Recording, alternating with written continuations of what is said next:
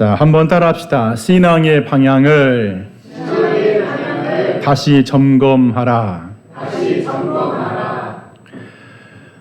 아주 옛날 분들은 나침판이나 그 지도가 없었기 때문에 자연을 의지해서 방향을, 길을 찾았습니다.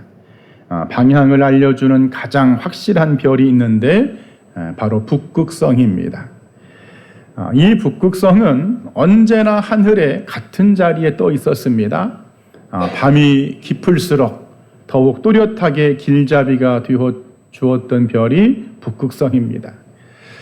그래 뱃사람들도 그 끝이 보이지 않는 바다를 항해하면서 이 별을 보고 항해합니다.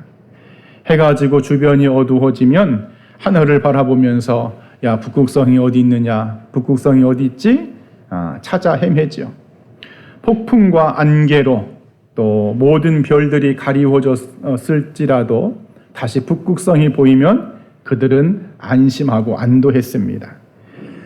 육지의 사람들도 마찬가지였습니다. 특히나 사막을 횡단하면서 무역과 교역을 하는 상인들은 낮에는 너무 더우니까 움직이지 못하고 밤에 움직이는데 그 밤에 이 북극성을 의지해서 방향을 잡아 따라갑니다.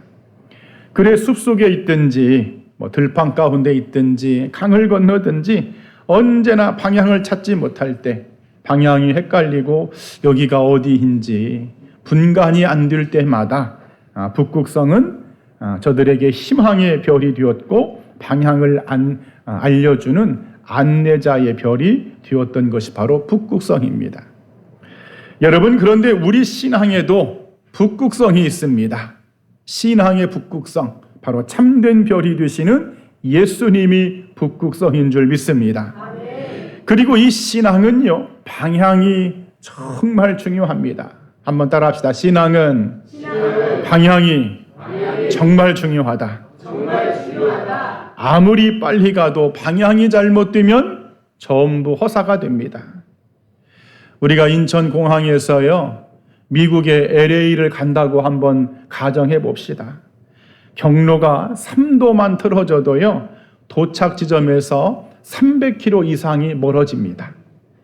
비행기가 남쪽으로 3도만 틀어져서 운행을 하게 되면 미국 LA가 아니라 멕시코 공항에 도착한답니다. 그만큼 신앙생활은 어떤 방향이냐가 너무나 중요하다는 것이죠. 자, 그런데 오늘 성경 말씀을 보면 방향에 대하여 말씀을 주고 있습니다. 사도 바울이 빌립보 교회 성도들에게 편지를 쓰는데, 성도들아, 교인들아, 방향을 잘 잡아야 한다. 여러분, 빌립보 교회는 바울이 2차 전도 중에 처음으로 세운 유럽의 교회입니다. 이 복음이 아시아를 넘어서 유럽으로 들어가서 갔던 첫 관문이 바로 빌립보 교회죠. 우리가 한 번쯤은 들어봤을 그 자색 옷감 장수 여사장님 루디아를 통해서 이 교회가 세워졌어요. 다양한 많은 사람들이 이 교회에 모였습니다. 그리고 아주 교인들이요, 헌신적이었어요. 특히나 바울에게 물질적인 후원을 아끼지 않았던 교회가 바로 빌립보 교회입니다. 그래 사도 바울이 더 많은 애정을 가지고 교인들아, 영적으로 자만하면 안 된다. 너희가 이 정도 믿으면, 내가 이 정도 신앙생활을 하면 잘하고 있다고 방심하면 안 된다. 자칫 엉뚱한 방향으로 갈 수 있으니까 방향을 잘 잡아서 가야 한다. 그런 말씀이죠. 사랑하는 성도 여러분, 오늘 전하 여러분들도 방향을 잘 잡아야 할 줄 믿습니다. 특별히 여름은요, 영적으로나 육적으로나 모든 면에서 게을러지고 나태하기 쉽고 느슨해지기 쉬운 계절이죠. 그래 2025년도 하반기 우리의 신앙의 방향을 다시금 점검하면서 나는 지금 제대로 가고 있는지, 내가 혹시 잘못 가고 있는데 맞다고 나 스스로 착각하면서 지금 가고 있는지 우리의 믿음의 방향을 점검하면서 올 한 해도 마지막까지 승리하며 나아가야 할 줄 믿습니다. 자, 그러면 오늘 신앙의 방향을 다시 점검하라. 그 첫 번째 말씀은 따라합시다. 나는 아직도 잡으려고 달려가고 있는가? 자, 오늘 본문 12절 말씀이죠. 내가 이미 얻었다 함도 아니요 온전히 이루었다 함도 아니라 오직 내가 그리스도 예수께 잡힌 바 된 그것을 잡으려고 달려가노라. 우리가 이 스포츠 경기를 보다 보면 아주 안타까운 그런 그 경기 선수들이 있어요.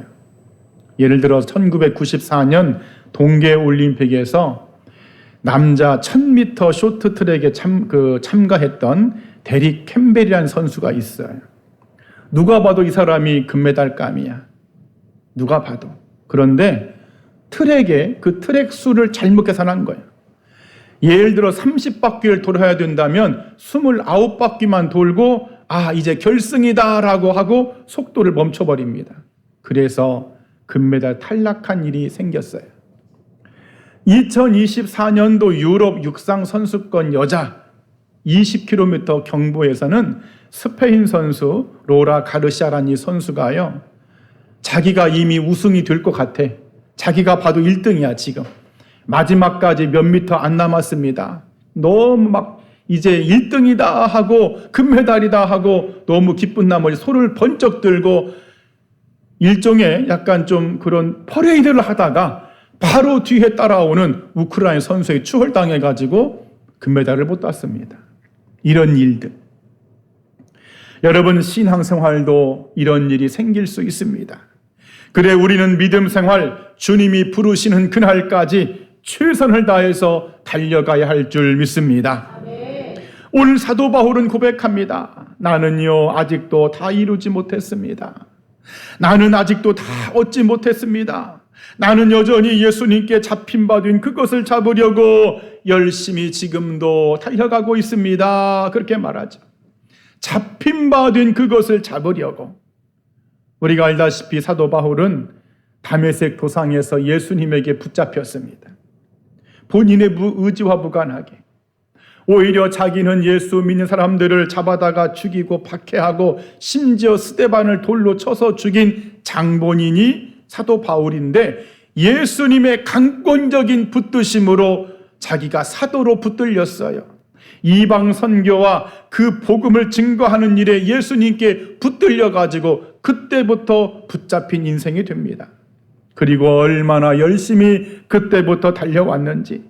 다메섹의 그 30대 청년 사도 바울은 온데간데 없고 이제 60대의 사도 바울이 되어 있습니다. 지금 이 빌립보서를 기록할 당시에 바울은요 로마 감옥의 감금 상태입니다.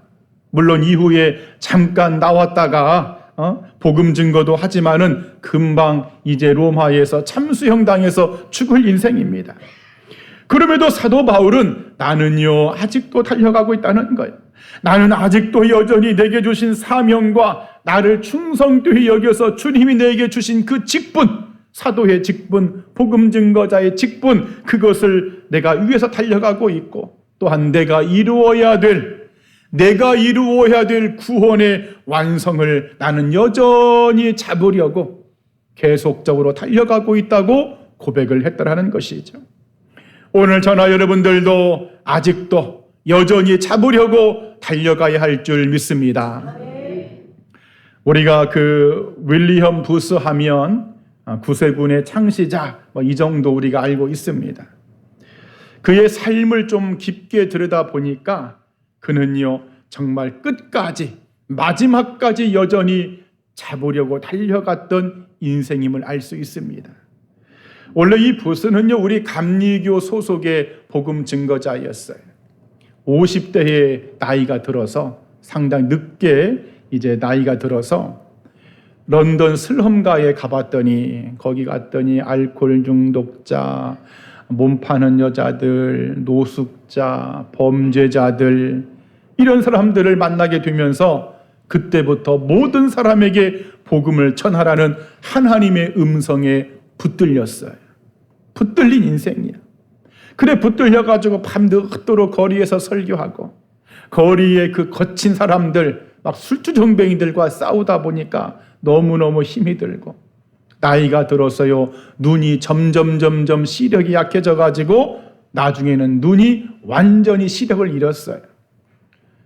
그의 믿음 좋은 아들이 말합니다. 아버지, 하나님께서 그렇게 복음을 열심히 증거한 아버지의 눈을 왜 빼앗아 갔는지 모르겠어요.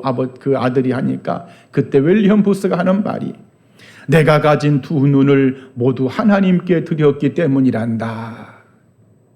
노안으로 쓰러지기 직전까지 복음과 구제 사역의 행진을 멈추지 않고 임종 직전에도 마지막 설교를 하는데 영혼을 구하라, 영혼을 구하라, 어떤 대가를 치르더라도 잃어버린 영혼을 구하라고 설교하면서 생을 마감했습니다. 한번 따라합시다. 영혼을 구하라. 영혼을 구하라. 여러분, 윌리엄 부스는 시력은 잃었지만, 눈은 잃었지만 사명을 잃지 않은 삶을 살다 간 인물임을 믿습니다. 분명 나이는 들어 늙었지만은 복음을 향한 열정은 여전히 불타고 있었던 삶이었다는 것이죠. 오늘 주님이 바로 이것을 저나 여러분들에게 원하고 있다는 사실입니다. 우리에게도요, 예수님에게 붙잡힌 것들이 분명히 있습니다. 예수님에게 붙잡힌 것이 없다면 여러분이 무더운 날씨에 물질들이여 시간 바쳐 이렇게 여러분 이곳에 있을 이유가 없지요. 그 붙잡힌 것이 소명이든 사명이든 나의 구원이든 부르심이든 아직도 여전히 잡으려고 달려가기를 원하시는 것이 주님의 뜻인 줄 믿습니다. 그래야지 나도 옛날에 은혜 많이 받은 적 있었어. 나도 교회 오래 다녔었고 나도 봉사 많이 해봤었어. 여러분, 그것은 바람직한 것이 아니라는 것이죠. 신앙은요, 계속적으로 이어지는 현재 진행형의 여정입니다. 한번 따라합시다. 신앙은 현재 진행형이다. 그래, 오늘 사도 바울도 당신을 보면 완전히 노장입니다. 인생의 끝자락입니다. 그럼에도 나는 아직도 달려가고 있다고 그가 고백을 하지요. 오늘 저나 여러분들, 우리는 2025년도 하반기 나는 아직도 여전히 달려가고 있는지, 주님께서 나에게 주신 직분과 사명을 완성하려고 내가 지금 최선을 다하고 있는지, 우리의 자신의 신앙을 점검하면서 바라기는 머물러 있지 않고 어떠한 삶의 어려움 속에서도 멈추지 않고 포기하지 않고 주님을 향해, 구원의 완성을 향해 우리는 달려가야 할 줄 믿습니다. 이런 은혜가 이 아침에 있기를 주님의 이름으로 간절히 축원드립니다. 또 두 번째, 신앙의 방향을 다시 점검하라 말씀은 따라합시다.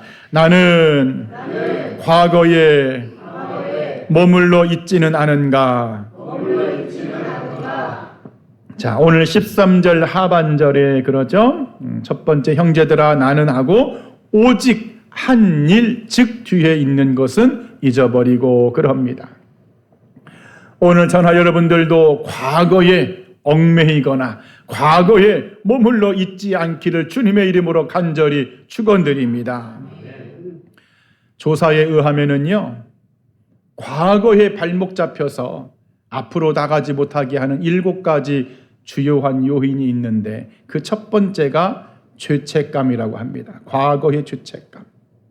내가 그런 죄를 지었는데, 내가 그런 나쁜 놈인데, 내가 그런 못된 인간인데 하면서 과거의 죄책감이 앞으로 나가지 못하게 한다는 거예요.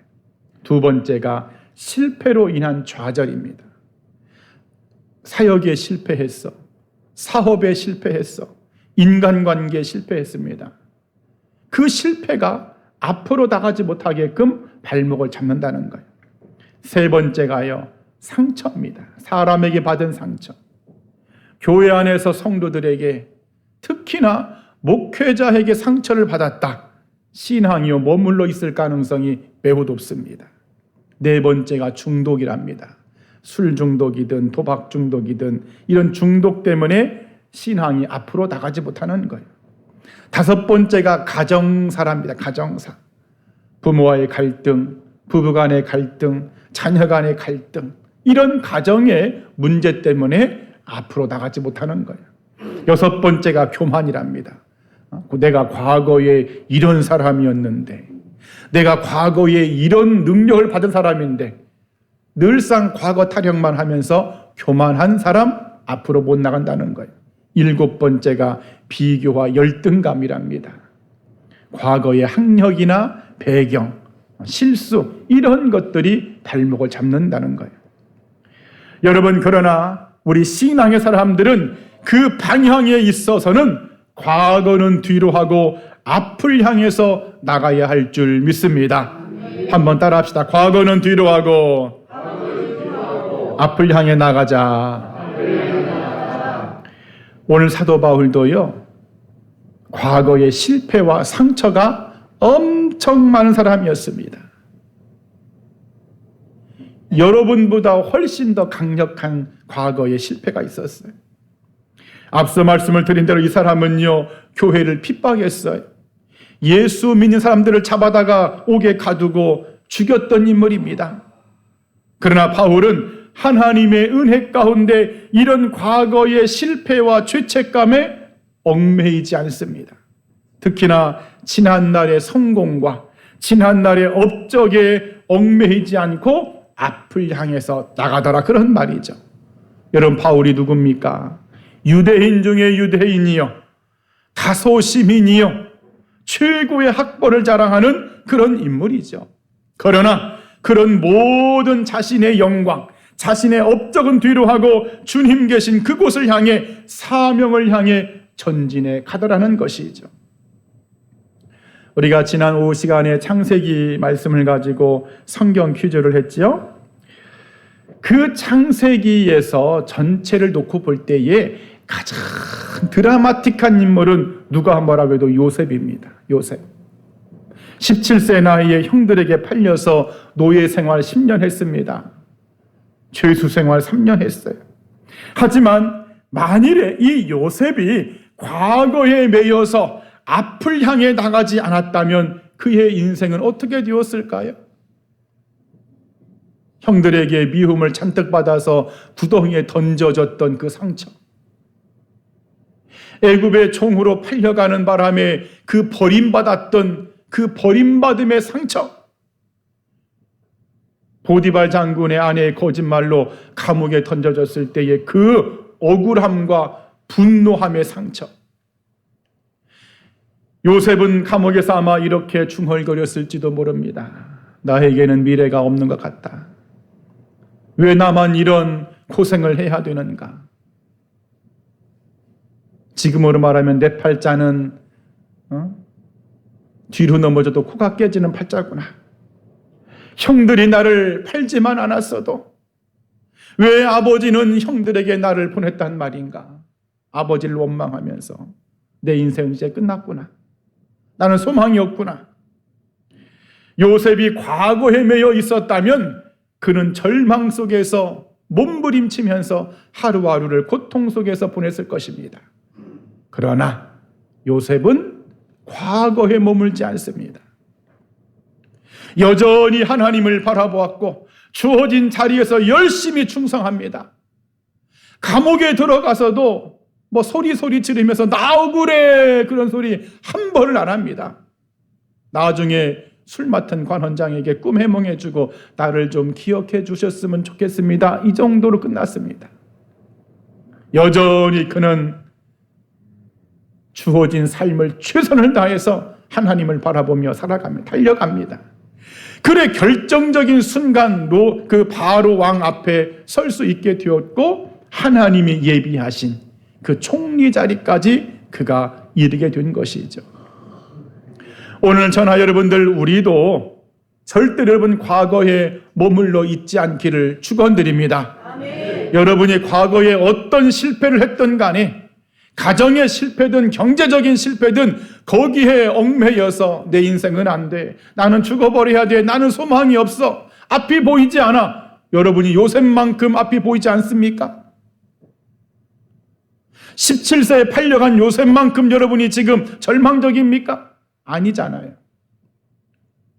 우리는 하나님께서 예비하신 그 축복의 다리를 향해서 과거를 뒤로 하고 앞을 향해 나가야 할 줄 믿습니다.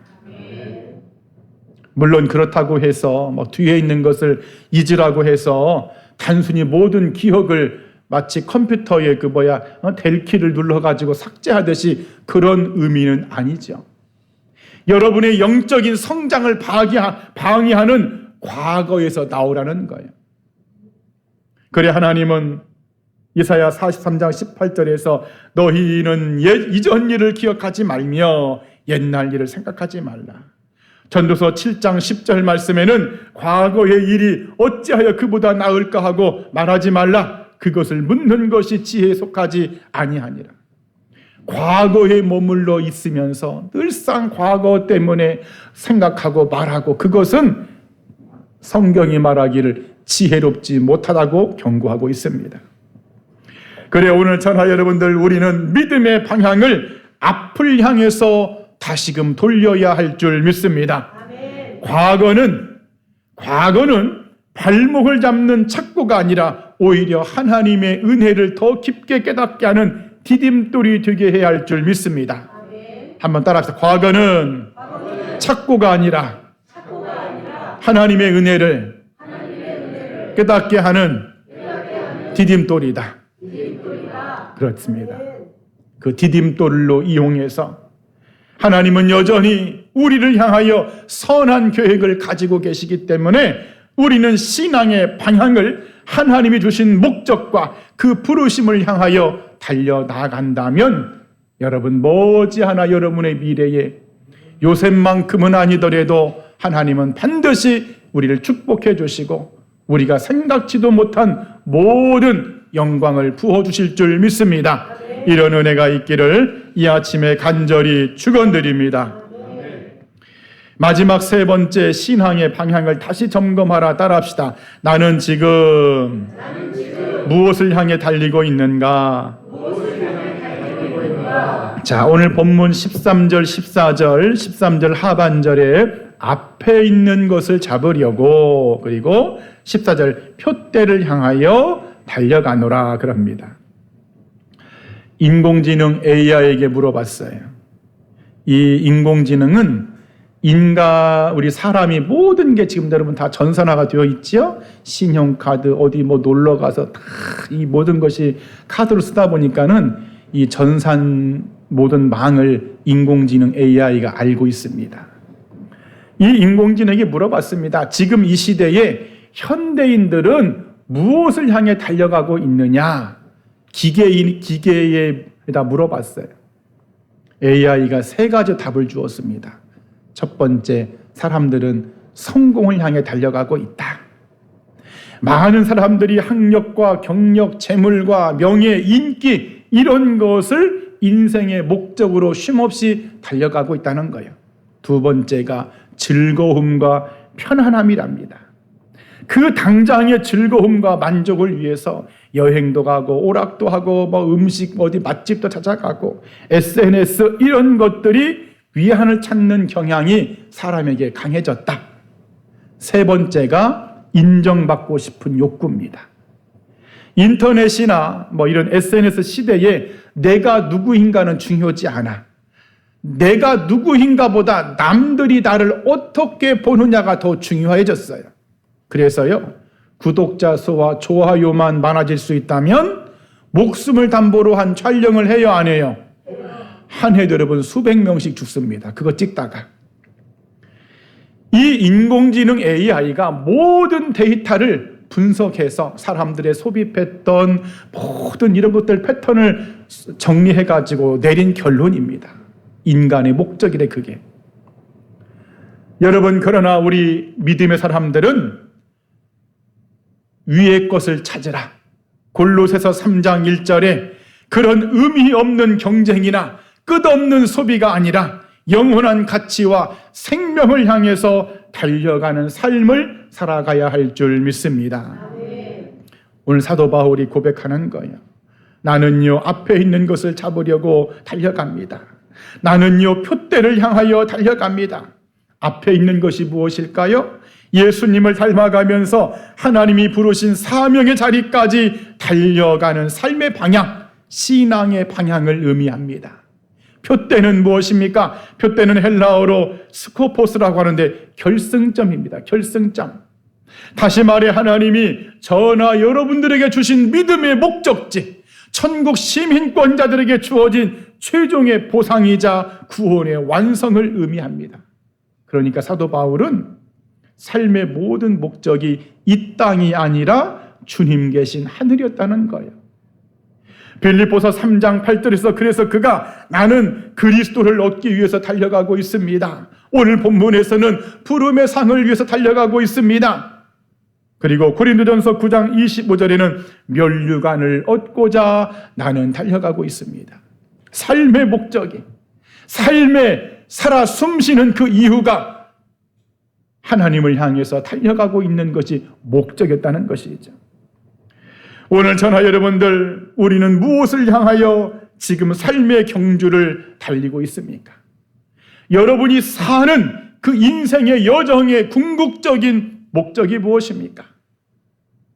우리가 식당에도 그런 현수막을 걸어놨어요.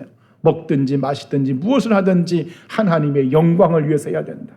여러분의 모든 삶이 하나님의 영광을 위하여 달려가기를 축원드립니다.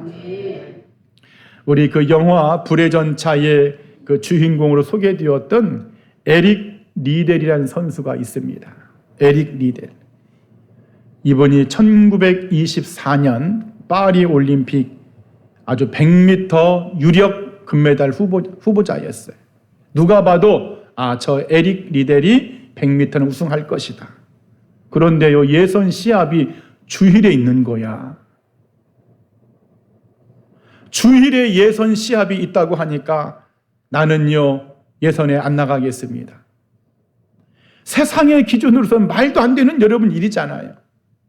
지금 한 나라를 대표해서 자기 개인의 승부가 아니라 한 나라 스코틀랜드를 대표해서 지금 육상 선수로 출전한 선수가 100m 그것도 우승 1등 선수가 영순위 선수가 예선 시합을 치러야 되는데 주일날에 있으니까 나는 못 나갑니다. 사람들이요 막 엄청나게 비난했습니다. 조롱했어요. 전 말도 안 된다. 그럴 때에 그런 모든 비난을 들으면서 에릭 리델이 이런 말을 했죠. 하나님은요 나를 빠르게 만드셨습니다. 내가 빠르게 달릴 때 하나님도 기뻐하는 것을 내가 느낄 수 있습니다. 그러나 나는 하나님의 영광을 위해서라면 달리지 않을 수도 있습니다. 이게 무슨 말입니까? 나는 하나님의 영광만을 위해서 달리겠다는 거예요. 100m 결국에는 포기해서 메달 놓쳤습니다. 하지만 주일이 아닌 다른 평일에 있었던 400m에 출전해서 거기에서 금메달을 차지합니다. 당시에는 사람들이 막 손가락질하고 저게 무슨 국가대표야. 주일에 시합한다고 안 나가는 국가대표가 어디가 있어. 그러나요 시간이 지난 지금 그의 조국 스코틀랜드는요 에릭 리델을 국민적 영웅이요 기독교 신앙의 모범이요 스코틀랜드의 정신을 상징하는 인물로 평가하고 있습니다. BBC가 선정한 스코틀랜드의 스포츠 영웅 1등이 바로 이 에릭 리델입니다. 오늘 여러분들, 우리는 무엇을 향해 달려가고 있습니까? 바라기는 하나님의 영광을 위해서 달려가는 삶이 되기를 축복합니다. 아멘. 한번 따라합시다. 하나님의 영광을 위해서 달려가는 인생이 되게 하옵소서. 아멘. 이제 말씀을 여러분 정리하겠습니다. 오늘 저는 신앙의 방향을 다시 점검해야 한다, 이런 주제로 말씀을 나누었어요. 우리가 자동차를 운전하다 보면 잘못된 경로로 이렇게 차가 가게 되면 내비게이션이 경로를 잡아주면서 이런 멘트를 들려주죠. 경로를 다시 검색합니다. 경로를 재탐색 중입니다. 경로를 벗어났습니다. 새로운 길로 안내합니다. 여러분, 아무리 내 손에 나침판이 있다고 할지라도 그 나침판을 들고도 그 나침판이 가리키는 방향으로 내가 가지 않고 내 마음대로, 내 뜻대로, 내 고집대로 가면 목적지에 갈 수 있을까요? 없을까요? 절대 못 갑니다. 다시금 우리는 이 무더운 여름의 7월의 하반기를 위해서 하나님의 말씀으로 우리의 방향을 리셋해야 할 줄 믿습니다. 그것이 오늘 저나 여러분들이 가야 될 참된 방향, 바로 하나님의 영광을 위한 삶의 방향인 줄 믿습니다. 그래 2025년도 하반기 우리의 믿음의 방향, 신앙의 방향을 다시금 점검하면서 하나님의 부름에 응답하는 이 믿음의 경주를 완주하는 그러한 멋진 방향으로, 결국에는 승리밖에 나올 수밖에 없는 그 방향으로 우리는 언제나 하나님을 향해서 달려가야 할 줄 믿습니다. 이런 은혜가 있기를 주님의 이름으로 간절히 축원드립니다. 아멘. 기도하겠습니다.